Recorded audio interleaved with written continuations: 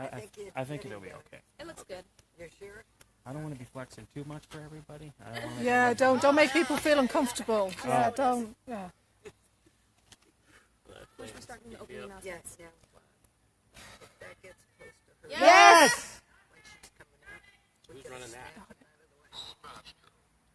I know. I'm not asking questions anymore. Okay. Is that the right thing? You're good. What? Because the shortage of space in our facilities, Smashco uses the chemical reactions between these drones as an opportunity to encourage our employees to cohabitate. No, it's not working, is it? To ensure the permanence of this arrangement, we insist that our It's just- Well, the thing is, it couldn't burn it out. please be seated and remain seated for the duration of the It contractual wouldn't burn it out. negotiations, and we will have you back to work in no time.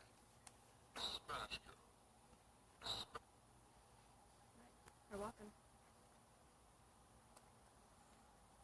Oh, we're supposed to have music speakers. Yeah. Okay.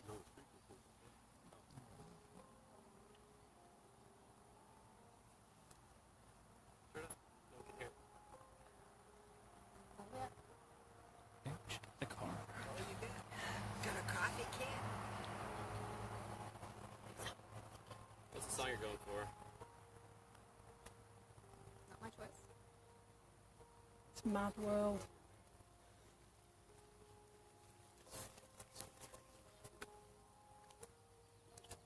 What's this one for? Supposed to plug in? We're trying. It's going, but it's not very loud. Oh, we got it. We got it. Because it just started. Just now? Okay. Thanks, Josh. Yeah.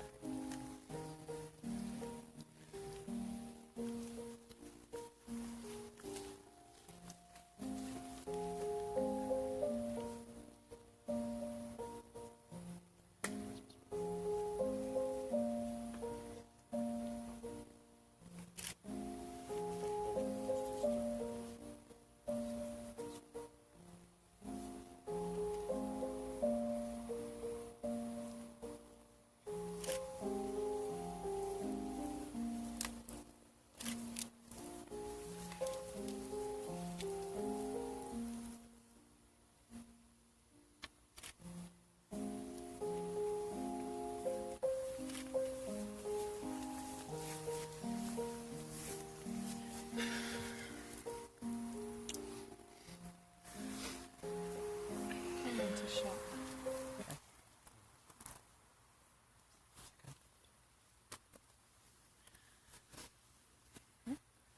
You okay? Right. We're gathered here today to celebrate the joining in marriage of Teresa and Max. We are each on our own way to a certain destination along an unknown path beset with challenges, trials, and sometimes, although often not enough, joyous victories. Along this journey, there is nothing that so lightens the load as finding your true companion. The one that you can make you laugh or cry, the one who can ease your pain, share your burdens, as well as your triumphs. Someone who's determined that together you will reach a shared destination. A person whose story is the as yet unwritten completion of yours, and with whom you can write those unfinished chapters.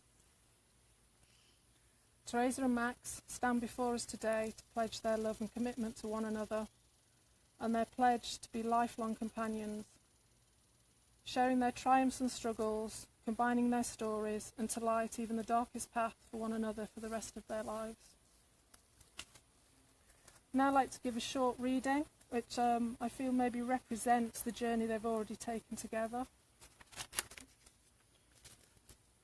That day, the day the saucers landed, hundreds of them, golden, silent, coming down from the sky like great snowflakes, and the people of Earth stood and stared as they descended, waiting dry-mouthed to find what waited inside for us, and none of us knowing if we would be here tomorrow. But you didn't notice it because that day, the day the saucers came, by some coincidence, was the day that the graves gave up their dead, and the zombies pushed up through the soft earth, or erupted, shambling and dull-eyed, unstoppable, came towards us, the living, and we screamed and ran, but you did not notice this because on the saucer day, which was the zombie day, it was also Ragnarok. Also, the television screen showed us a ship built of dead men's nails, a serpent, a wolf, all bigger than the mind could hold, and the cameraman could not get far enough away.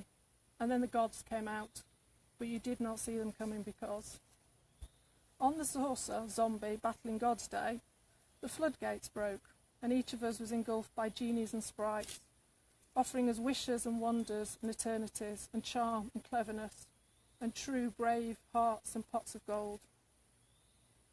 While giants fifoed fummed across the land and killer bees, but you had no idea of any of this because that day, the saucer day, the zombie day, the Ragnarok and fairies day, the day the great winds came and snows and the cities turned to crystal, the day all the plants died and plastics dissolved, the day the computers turned the screens, telling us we would obey, the day angels drunk and muddled stumbled from the bars, and all the bells of London were sounded. That day, animals spoke to us in Asridian, the Yeti day, the fluttering capes, an arrival of the time machine. You didn't notice any of this because you were sitting in your room, not doing anything, not even reading, not really, just looking at your telephone, wondering if I was going to call. As you proceed into the future, we all hope that you do not miss any of life's wonders, whilst waiting to see if one of you will call. Be secure in your love for each another, that you know that that call will come when required, so you need not miss any of the wondrous things that your future lives will offer. As surely as the sun rises and sets, as surely as the seasons cycle and change, happy and difficult times will come. As partners, you promise to weather the changes and difficult times. Take solace and support in one another and share equally your burdens and your joys. At this time, with the blessing of your friends and family here today, as well as those who could not be in attendance, you will make your declarations of love and commitment. With this marriage, you not only bring your own lives together, but those of your friends and family. So, in acknowledgement of this role of friends and family, I'd like to invite Nick and Jason and Mike and Savannah to come forward and assist in binding their hands together.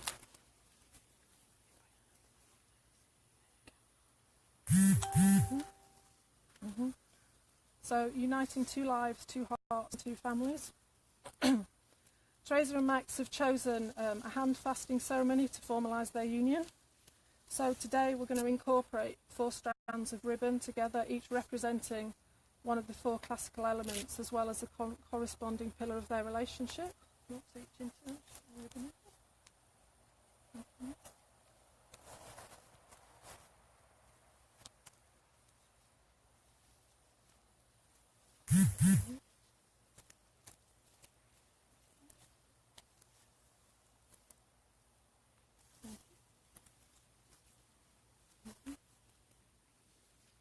These cords will now be tied across your hands as a physical representation of the decision you make to bind together your lives. So, like earth, let your trust in one another be steadfast, a rich ground where your love can grow and flourish. Like air, take joy in your flights of fancy and feed one another's interests, curiosities and intellect. Like fire, let love and compassion for each other burn brightly, lighting your way forward and warming your spirits. Like water, be gentle enough to follow the natural paths of the earth and strong enough to rise up and reshape the world. These ribbons and the knot formed around your hands represent the commitments you make here today. They are strong enough to hold you together through times of struggle, yet flexible enough to allow for individuality and personal growth.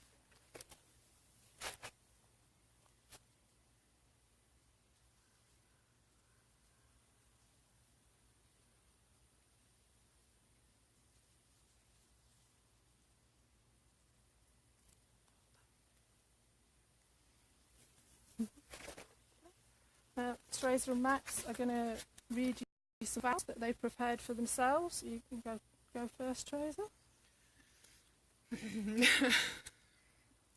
Max, you came into my life at a time when I wasn't happy. Didn't think I ever would be, didn't think I deserved to be happy. But you changed up and I never thought. And I'm going to spend the rest of my days trying to do the same for you. I love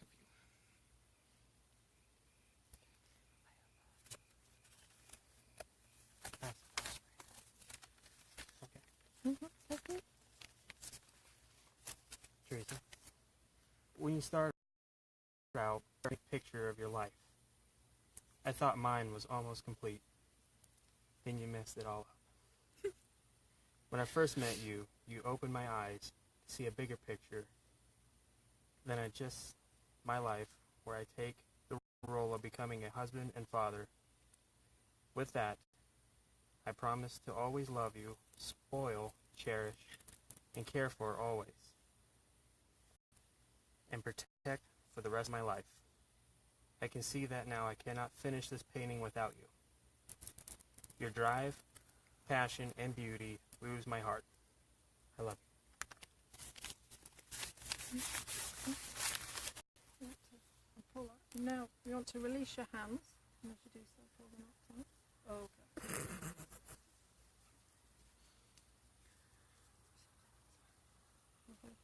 Okay.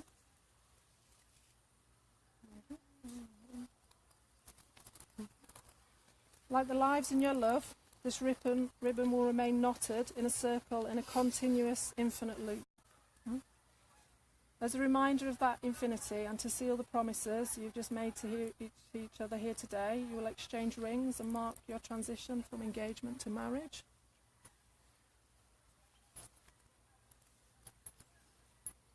Thank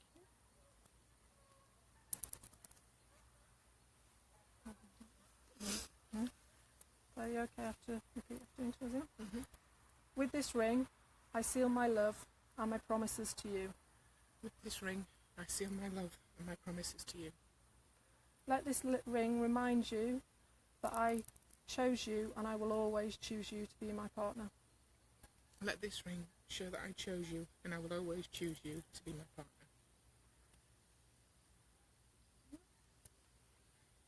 Can you repeat after me, Alex? With this ring, I seal my love and my promise to you. With this ring, I promise, and to seal my love for you. Let this ring remind you that I choose you. Let the ring remind you that I choose you. And will always choose you to be my partner. And choose you and always become my partner. In front of your family and friends, you've now made the lasting commitment of marriage to one another. To close the ceremony, I'd like to read a poem. To love is not to possess, to own or imprison, nor to lose oneself in another. Love is to join and separate, to walk alone and together, to find a laughing freedom that lonely isolation does not permit. It is finally to be able to be who we really are, no longer clinging in childish dependency, nor docilely living separate lives in silence. It is to be perfectly oneself and perfectly joined in permanent commitment to another and to one's inner self. Love only endures when it moves like waves, receding and returning, gently or passionately, or moving lovingly like the tide, in the moon's own predictable harmony. Because finally, despite a child's scars or an adult's deepest wounds, they are openly free to be who they really are and always secretly were, in the very core of their being, where true and lasting love alone can abide.